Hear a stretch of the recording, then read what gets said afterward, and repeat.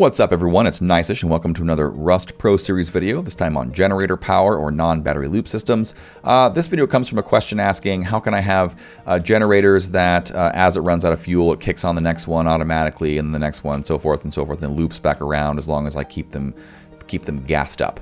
This is something you can use for a cave base or as a sort of backup power if you get raided, and I'll kind of cover those quickly, but I have a single generator version of this and then a dual generator version of this, and in the end of course we'll talk about the pros and cons of what you can do with this. So for the single generator, you can think of the way to do this is to think of it as a package of 5 items. You have a generator, the battery, a blocker, a splitter, and a branch. So these 5 items make up a package. The generator with 500 fuel in it will go for 2 hours, 2.08 hours. You can see my video on that. And so for each 2 hours you want to add to this system, you need these 5 items. So I've done 4 of these kits set up here in a row. And so that gives me a little over 8 hours of power from the generator, which has a max output of 40 volts. And so of that 40, you'll get 36 to use in the base using this system. I've also already wired up parts of these because you don't need to see me do the same thing over and over and over.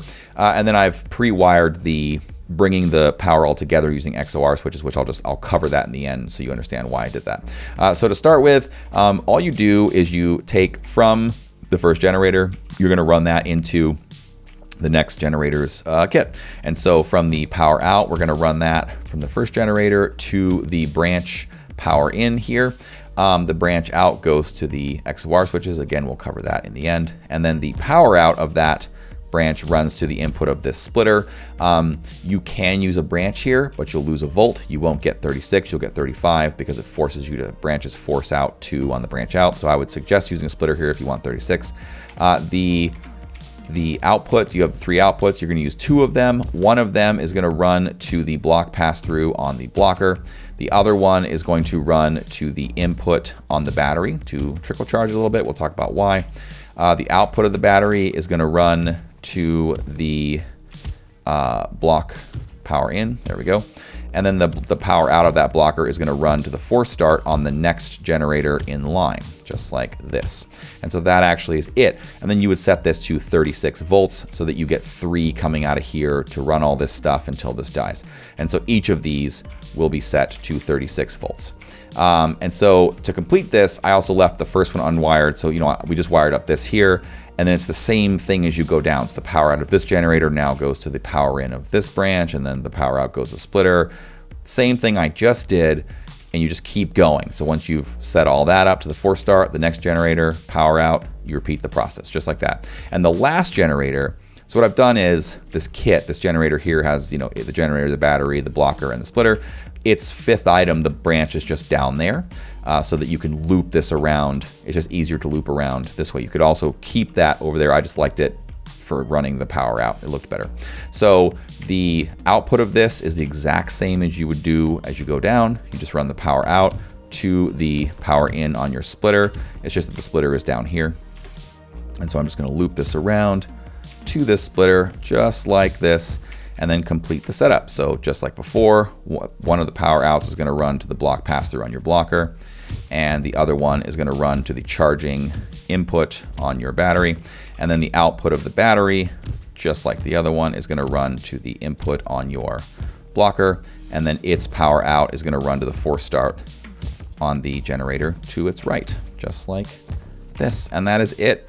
Every branch is set to 36, and then everything's ready. So to complete the setup, you would then have to you need to bring all these 4 or however many you got into some single output. I'm using the XOR switch because as of October 2022, they still don't use voltage. So they're free. So they work as sort of a reverse splitter to bring power in to one point. And so, that works great. An XOR switch, if it receives 2 inputs at the same time, won't pass power, but that doesn't matter here because the way these work, only one of these is ever running at a time. And so it's just going to pass whatever one is running. So each branch out is going to run to one of these 4. And so whatever just like root combiners, whatever your power sources are, -1 is how many you're going to need for this. So we have 4 generators, which means we need 3 XOR switches. If we had 6 generators, we'd need 5 XOR switches to bring everything together.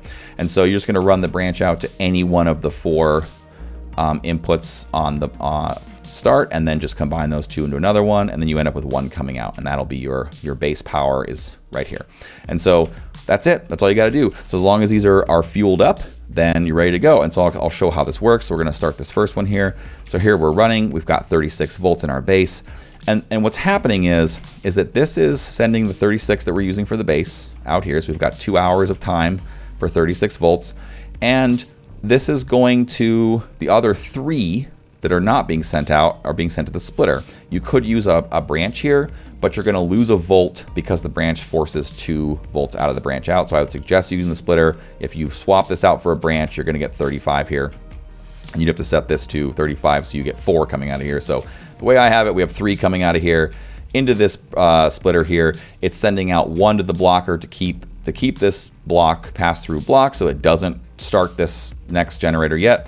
And then the other one is actually just trickle charging 1 volt to the battery. So, and the way these work, you know, it says non-battery loop, but these don't power the base. So this is still a non-battery loop system because this battery is actually here for, you know, what a car battery actually does, starts an engine. This is just here to start the generator to its right. And so when you're running the generator to the left, it is slowly charging this battery, and already we have 1. So if I shut this off, it has just enough juice to fire up this next generator, and it's done that.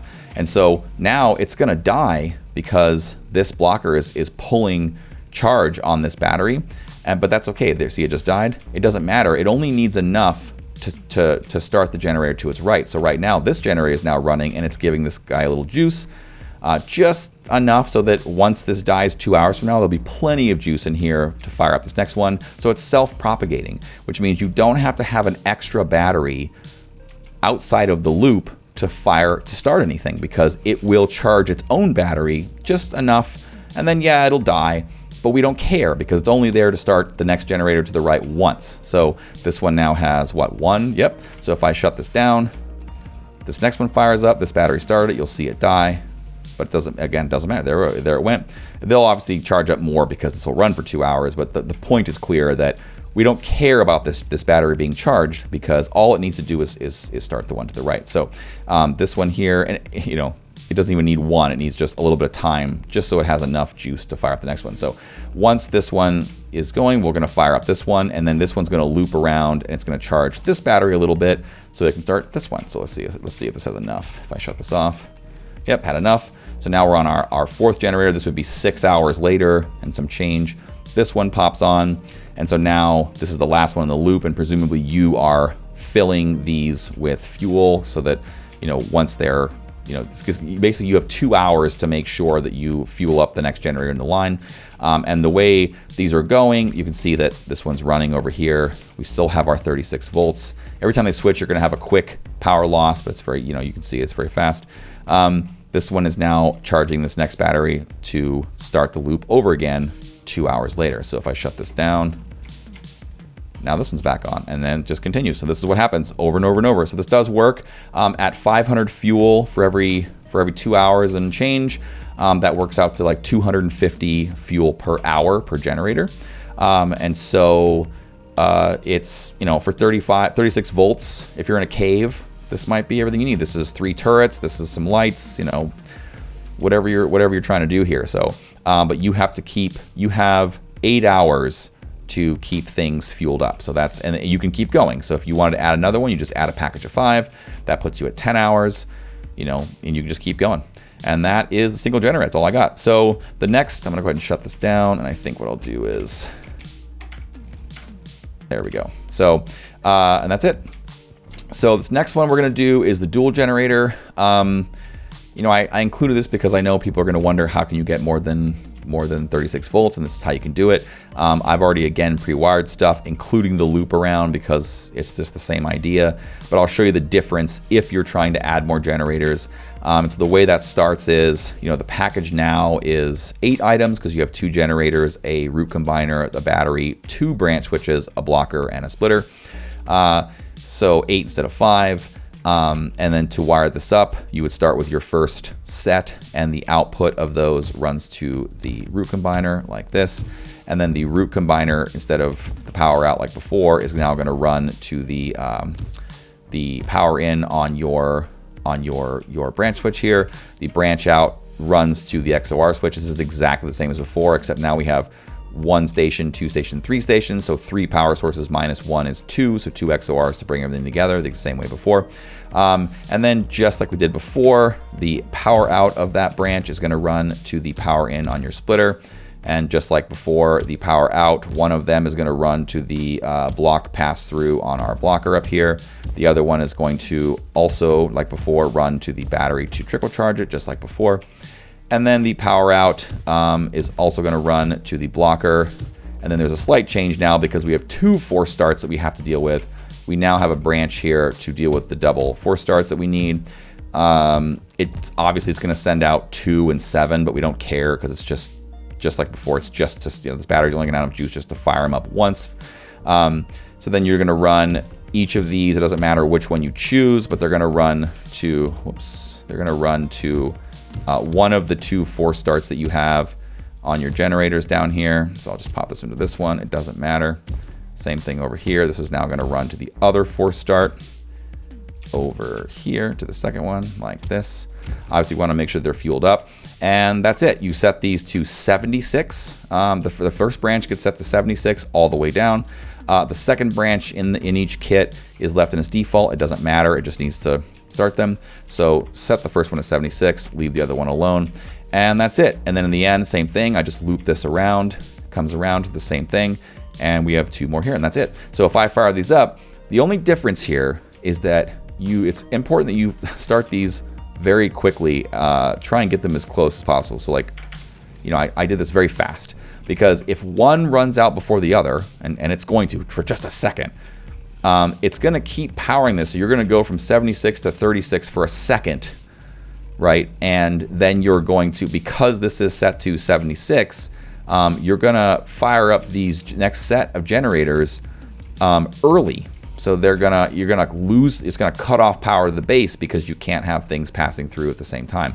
And so it'll just be for the amount of time that you have one generator running in conjunction with 2 more, which will be very quick. But understand that once these are running, the very first time you set this up, they're gonna run out of fuel at a different time. And so unless 2 players say open the, you could open one and another player opens another, and you could both drop in 500 fuel at the same time to make them the same. Once it switches over and they're running off this next set, once you refuel them, then the system will be exact. But the very first time, unless 2 players start them at the very exact same moment, they're gonna run out at a different time, and that's gonna affect the output briefly. So just be aware of that. And then that's it. So this is the same thing. It's just charging this battery a little bit. If I cut these off, it's going to fire up this next set just like it did before. We still have 76 volts. And that's just going to keep going. And it's going to keep looping around just like before, except that you now have, so these are running now. And that's it. So I took them off before they could charge this battery just to turn this off. So that's it. That's how you build these 2 things. So pros and cons. Pros are you can have a looping power source. That's great.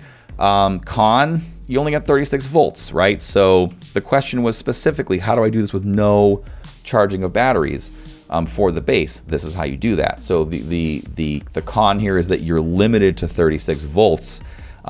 This is part 1 of this video. I'm gonna make a part 2 where I add a battery to charge using a looping power system like this, so that you can see why there's pros and cons to each side. But for a cave base, if you're just trying to run things, this is an option. The more of these you add, the more time you have. If you can, farm up the fuel, maybe you're on a modded server where fuel's easy to get. I don't know, whatever your situation is. So the single generator, 36 volts, that's, cave base, maybe good, it depends. So now the dual generator, this is, 500 fuel per hour, because it's, it's a 500 fuel will get you 2 hours on each of these. But they're running at the same time to produce 76 volts. So con here is that instead of 250 fuel an hour, it's now 500 fuel an hour. So if 500 fuel an hour feels worth it to you for 76, then by all means you could do this. I didn't do a 3 generator because at that point it's 750 fuel an hour, and that's not worth it because at that point just get a battery if you want that kind of voltage. And so again, this is the same thing. It's really not that expensive. It's easy to build, but it's 500 fuel an hour. And you have to make sure that once you swap to the second set of dual generators, only then will it be timed right unless 2 players, start these at the exact same time, or you have some sort of, you rig up a system real quick to fire them up so that they start at the same time. So a real quick addition, if you want to make this up, this right here is based on a cave base, but let's say you want to make this into an automatic backup for a base that you already have, where they kick on and your battery dies. Let's grab we'll just go ahead and grab a large battery and a branch. And so all you'd have to do for that is, let's say we have a battery here. Honestly, a matey would make more sense. This is okay for example purposes. And you just throw a branch up here. Let's pretend this battery was hooked up and someone blew up the charging. So all it's left is the battery and it's dying. And so to make this into just a system for an existing battery as sort of a final ditch effort backup power, all you have to do is unhook the power in on this branch this splitter that loops back from the branch over here, and you're going to hook the power output of this branch here over to the input on this splitter here. And let's set this to, let's see, I think 96 will give us 3. So as long as you have 3 coming out here, yes, let's say your base has 96 going on and you want to put 3 out. And so here it is, trickle charging this battery like we had it before. And so what'll happen is, let's say someone destroys this battery, you will lose that, and it's going to kick on this generator. And then it's going to run down just like we showed before, and it'll just terminate here. It's not going to loop back around. You could create a loop, but in this situation, this is more of a last-ditch effort. Obviously, this is a situation where that was a large battery, which means it has a 100-volt output, which means that you're only getting 36 with this particular setup, which means that anything coming out of this branch from that battery that was there, only the first 36 volts of stuff are going to keep being powered. So you could do the exact same thing down here. Just unhook this, set the battery up, and at least here you have 76 of the 100. So it's going to depend, but that's how you could link it into your base. So that, folks, is all I've got. If you have any questions, you can leave them in the comments. Otherwise, you can get me on my Discord. See you later.